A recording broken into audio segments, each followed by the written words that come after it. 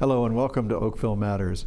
This is the program on your TV that gets into the heart of what matters to Oakville. And one of the things that matters the most to Oakville is our heritage, our cultural heritage. And a big piece of that is the Underground Railway and all that that brought to Oakville in terms of opportunity and development and contributions.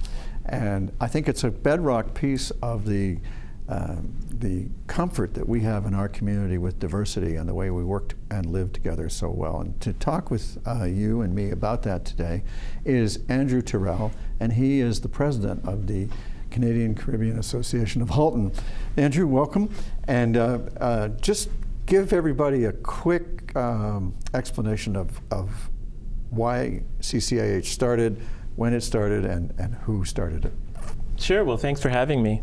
CCH started in 1977, and it was really just a group of people who were getting together that came from the Caribbean. And to tell you the truth, I think it was that they wanted to sample the food, and the Caribbean restaurants weren't around at that time, so they got together. So it was a food club. So to speak, you're right.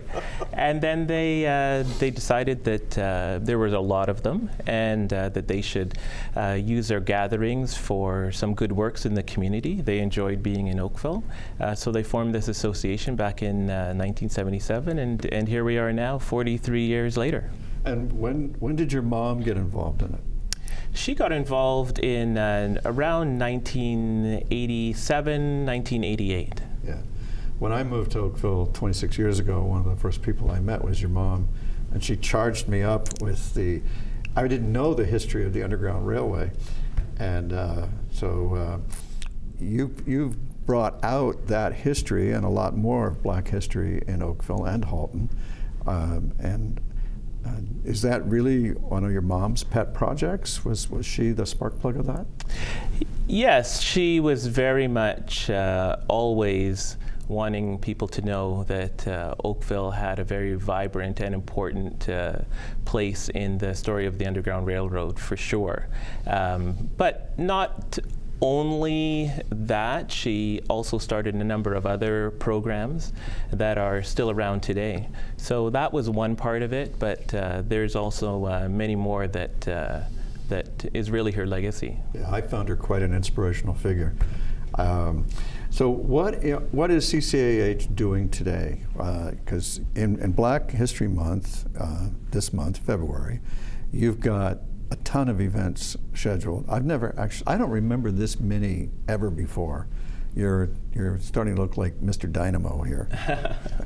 Well, thank you, but I've got a very energetic board that is behind me, as well as a lot of people, a lot of staff that we have that really plan Black History Month. It starts planning in September, so we go through the grant funding phase because we're funded by the federal government as well as TD Bank, and we're very fortunate to have them as partners. The town of Oakville does a lot of things for us as well, so we're very fortunate to have the town of Oakville as well. And that planning starts in September, and you're quite right that probably Black History Month got going a little bit of traction more in the mid-2000s, and in Oakville specifically we had 8, probably 10 events, and as early as 2015 we had 13 and 14 events, and this year we have 41. So it's been on the uptake, and I think that that's as people hear more about Black history, the schools hear more about Black History Month. We have a partnership with Sheridan College, and that they get involved, and it's very good news. So at Sheridan, what was the contest that you set up? So what we did at Sheridan College with the Dean of Humanities, Sean McNabney, is we put together a contest, and it was a contest for visual arts as well as for creative writing. And the Canadian Caribbean Association of Halton kicked in $1,500, and that was split between the two, $750 each. And the first place winner got $500, and then there were two runner-up prizes of $125 each. And they displayed their works throughout the school, and the students voted on those works, and the winners were announced at the kickoff that was hosted by you at the town of Oakville on February the 6th.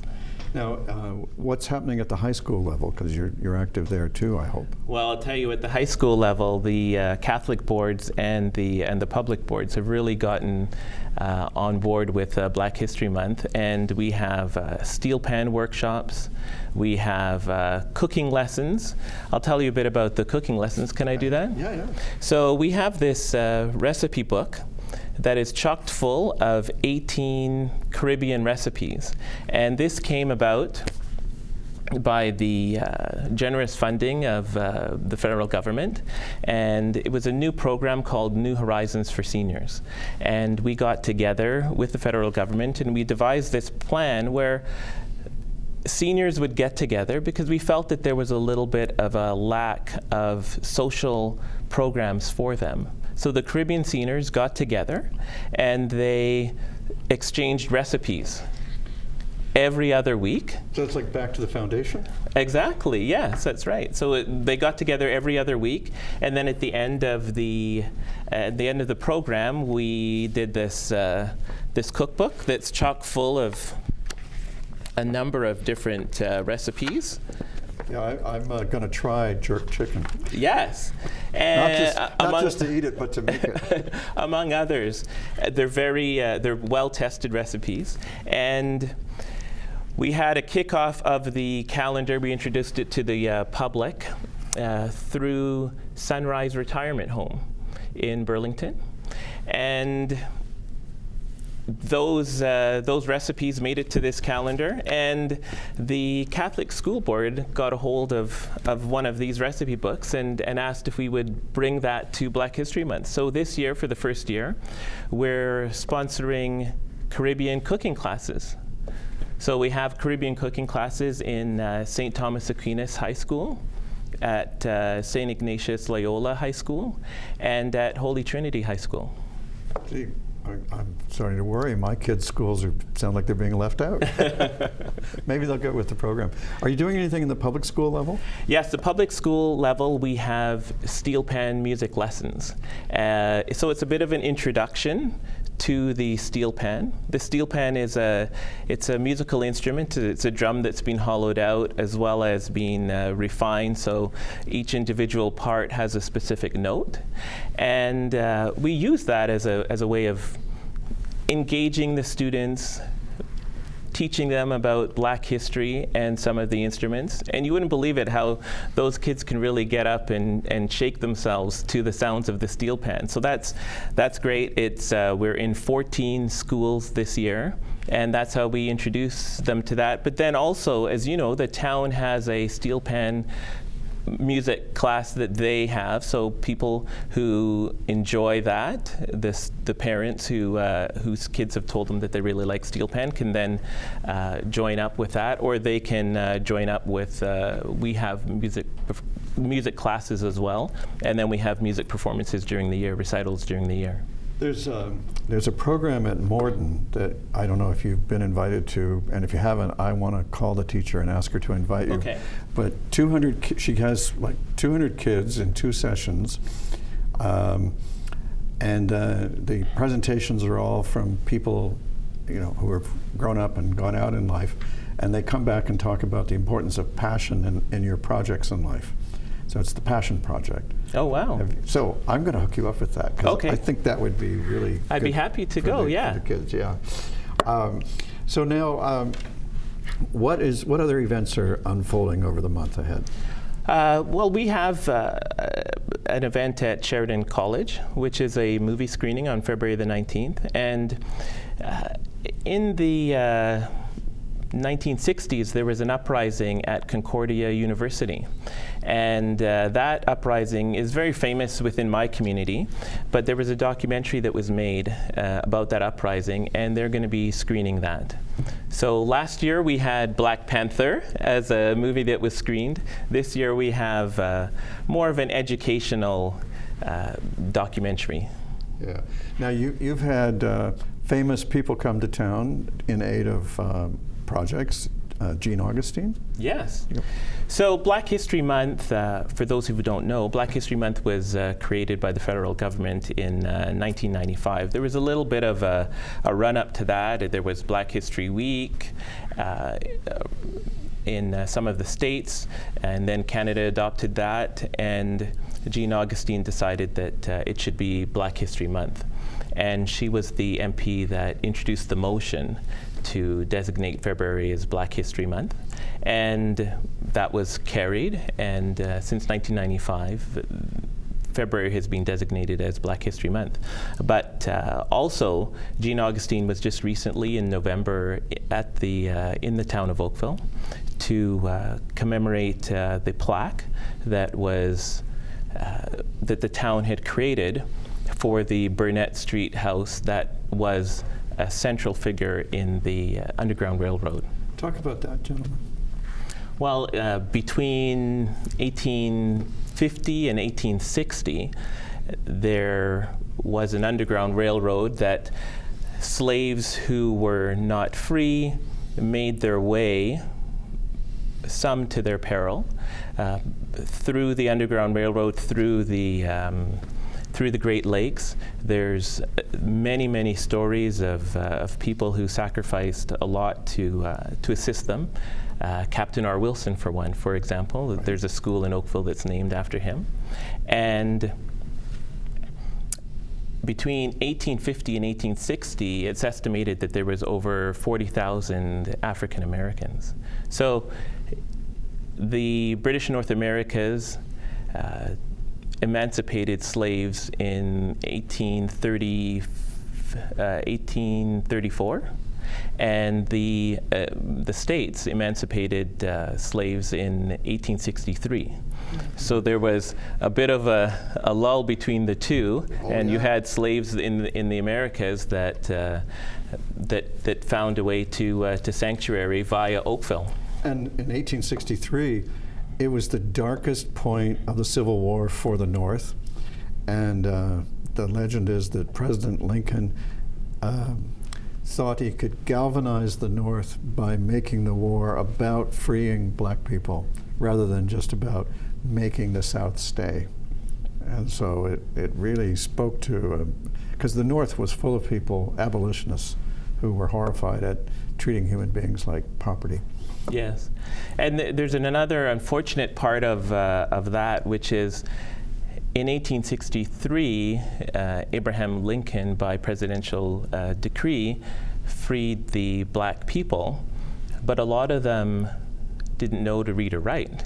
So although they were free, they didn't know that they were free. Yeah, and after the Civil War, there was a terrible period in American history where new forms of having slavery were invented, and when Lincoln was assassinated and his vice president became president, his vice president was not in sympathy with freeing the slaves, and so there was a horrible period that ensued after the war, where an effort to put the genie back in the bottle, so to speak.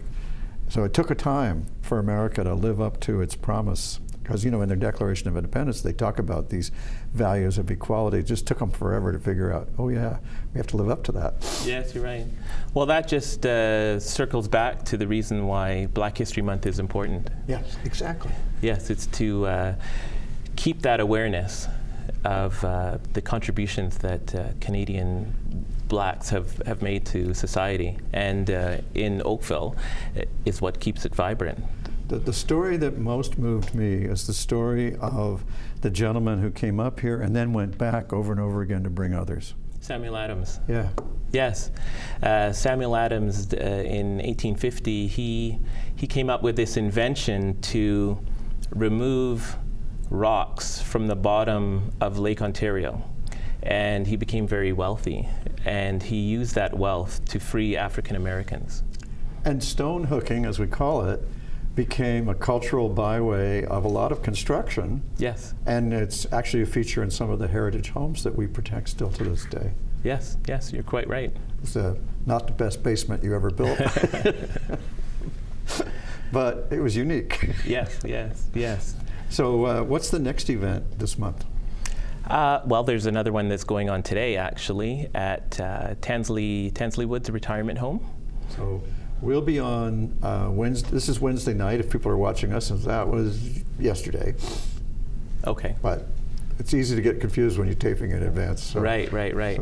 So the next one would be, let me just go back to my notes here. That's what lists are for. So we would be on what, on the 19th? We're on tomorrow night. So what are we doing this Saturday on the 15th, if anything? All right, yeah, okay, we can go. Or we could have, maybe there's a Black Valentine's Day event.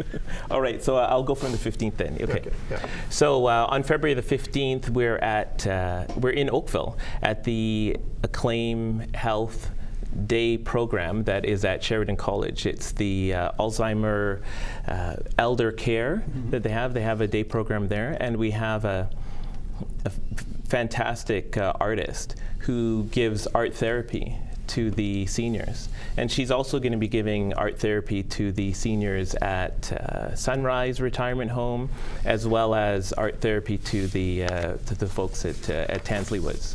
And then on February the 17th, we're going to be celebrating Family Day at the Queen Elizabeth Park Community and Cultural Center, and we'll be having steel pan recital, as well as we'll be bringing the kids in for them to get a chance to play the steel pan a bit. And there's a seniors group that's called Parang, which is an old traditional Trinidadian folk song group that would go from door to door, usually around Christmas time, but we've kind of bent what they do to match our needs and the needs of of Oakville residents. And they go all year, and they're quite happy to do that. And they perform at seniors' homes, they perform at schools as well. Now, I also wanted to give you a chance to talk about the logo. You referred to your logo the other day with a great deal of pride, and so there's a story to be told there. Yeah, this logo here, Black History Month, this logo was created by a Sheridan student. Her name is Camille. And we went to Sheridan as we were getting together and going through the program for Black History Month. And I said, we've had a Black History Month logo, and we've had it for about 10 years. We're going into the new decade and all of that. Can your visual art students provide a new one for us? And probably within about 5 minutes, Sheridan College did that. So, and it's on the flag.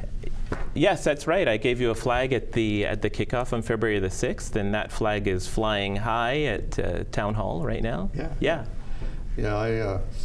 I enjoyed that evening very much. I especially enjoyed the remarks that were made about how great Queen Elizabeth Park Community and Cultural Center has become for people. Yes, well, thank you for your leadership and initiative to getting that done for us. That's our home. Not only do we have the Canadian Caribbean Association of Halton's offices there, but we also have rehearsal rooms in the music room. Yeah, we turned people felt it was a tragedy when the board closed that high school, which was really the only school in that end of town. And it sat empty for a long time. And we were able to repurpose it and turn it into I'll tell you how valuable it is. I thought the quad arena up on Neagawa and Dundas that we built would be my most popular legacy kind of thing. And Queen Elizabeth Park has more visitors, there's more public using Queen Elizabeth Park than anything else in town.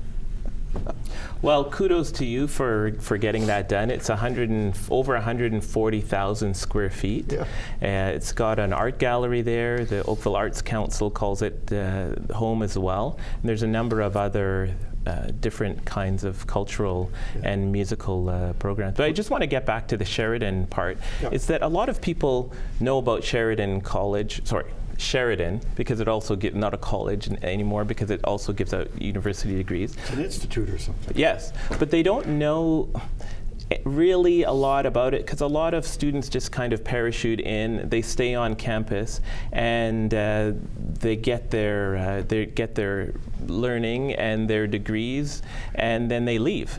So really the motivation for doing a lot of this stuff, the Black History Month logo, the scholarship, us going to Sheridan on February the 10th. We went to Sheridan at the request of the Students' Union, and we did this pop-up soul music performance as well, and they really enjoyed it. That's the second year that they've asked us to be there. So it's really to get the students engaged with the community and get the community to engage with the students, because we want the students not only to come to Sheridan as a center of excellence, but we also want them to engage with the community as a whole as well. So some of these programs is trying to get them engage in the community, as well as get the Oakville residents engaged with Sheridan. And it's not just an institution there up on Trafalgar standing alone, but it's also a community in their own right, and we should be more engaged with them. Now, do they also invite you, or, I mean, they have a campus in Brampton, they have a campus in Mississauga. Do you also extend the programming out there? At this point, our programming is just for Halton, but I am invited to the table. This year, they have really extended their Black History Month programming, and it used to be just Sean McNabney and I that were sitting down at a table. His associate dean is Genevieve Amaral. She would be there as well. So it would just be the three of us. This year, it's 20 of us sitting around a board table, and there's 5 people that are on the phone. So they have a very vibrant Black History Month programming. They've helped us to deliver the programming here in Halton, but they also have their Davis campus and their Mississauga campus, where they also have some programming. But it's just, we're trying to look after Halton and Halton residents first, and then we'll expand that. So we're giving programming to Oakville. We're very big in Oakville. As you said, public schools, high schools, retirement homes, we're all over. And the museum. I was going to ask you later about Legacy Voices, so let's double back to that when we... Okay, so there is a program that we call Legacy Voices. Well, wait, but before we go there, okay, finish Halton, because it's the Caribbean, the Canadian Caribbean Association so I can of talk Halton, about that. And people in Burlington for sure see this show. Right. I'm not sure about Milton, but how Coach Co decides where to broadcast what isn't clear to me. We'll go back to the Halton thing. Sure. So we have a lot of programs in Halton, as you know. We're in all of those different schools. We're in retirement homes in Halton. We're at Sheridan as well. And what we have that I'm very proud of is we have an exhibit about the Underground Railroad that is at the Oakville Museum, and it runs the entire month.